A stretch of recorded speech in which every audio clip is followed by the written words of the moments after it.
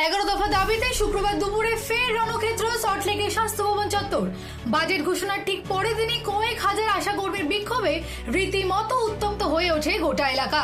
রাজ্য সরকার গতকালই বাজেটে আশাকর্মীদের ভাতা 1000 টাকা বৃদ্ধি এবং 5 লক্ষ টাকা জীবন বীমার ঘোষণা করেছে। কিন্তু এই ঘোষণায় মোটেও সন্তুষ্ট নন আন্দোলনকারীরা। তারা সাফ জানান, এই সামান্য ভাতা বৃদ্ধি আসলে আমাদের কাজের অমর্যাদা এবং ভিক্ষা দেবার সমান। আশাকর্মীদের দাবি ন্যূনতম মাসিক বেতন 15,000 টাকা করতে হবে। এদিন স্বাস্থ্য ভবনের ডেপুটেশন জমা দিতে এলে পুলিশের ব্যাপক বাধার মুখে পড়েন কর্মীরা। বাজেটে কিছু নেই। গত লাস্ট যে কেন্দ্রীয় বাজেটে সেখানে আমাদের একটা প্রত্যাশা ছিল কিছু ঘোষিত হবে।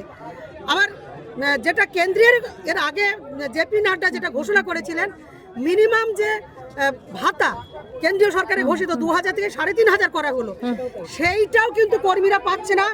কেন্দ্রীয় সরকার রাজ্যের হাতে কি টাকা দিচ্ছে না দিচ্ছে আমরা কিন্তু সেটাও বুঝতে পারছি না। আপনাদের ডেপুটেশন জমা দেওয়া হয়ে গেছে? আমাদের না, ডেপুটেশন দেওয়া হবে। আমরা এখানে কর্মীদের সঙ্গে কথা বলে প্রতিনিধি আমরা যাব, স্বাস্থ্য সচিবের কাছে আমাদের অ্যাপয়েন্টমেন্ট আমরা নিয়েছি, ওনারা এখান থেকে নিয়ে যাবেন। আশাকর্মী ইউনিয়নের রাজ্য সম্পাদিকার অভিযোগ, পুলিশ অতি সক্রিয় হয়ে তাদের পথ আটকেছে। এমনকি আন্দোলনে যোগ দেওয়ার অপরাধে অনেক কর্মীর বাড়িতে পুলিশ পাঠিয়ে ভয় দেখানো হচ্ছে বলেও অভিযোগ আশাকর্মীদের।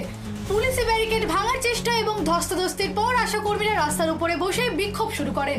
সরকারের উদ্দেশ্যে কড়া হুঁশিয়ারি দিয়ে তারা জানিয়েছেন, দাবি পূরণ না হলে তারা আমরণ আন্দোলন চালিয়ে যাবেন এবং আসন্ন বিধানসভা নির্বাচনে ভোট বাক্সে এর উপযুক্ত জবাব দেবেন।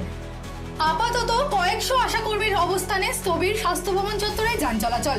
পুলিশের বিশাল বাহিনী পরিস্থিতি নিয়ন্ত্রণে রাখতে চেষ্টা করছে। বিকেলের দিকে স্বাস্থ্য সচিবের সঙ্গে প্রতিনিধি দলের বৈঠক হলেও 15,000 টাকা স্থায়ী বেতনের দাবি আদায় না হওয়া পর্যন্ত আন্দোলন থেকে এক পাও নড়তে নারাজ আশাকর্মীরা। আগামী কয়েকদিন এই বিক্ষোভের আজ কতটা তীব্র হয় এবং সরকার শেষ পর্যন্ত আন্দোলনকারীদের ক্ষোভ কমাতে কোনো নতুন পদক্ষেপ নেয় কিনা এখন সেটাই দেখার।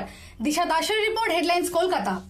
Ma, there's this new Bengali matrimonial website, dearbandhan.in. It's safe, verified, and just for us. Really? देर न करें, आज ही रजिस्टर करें।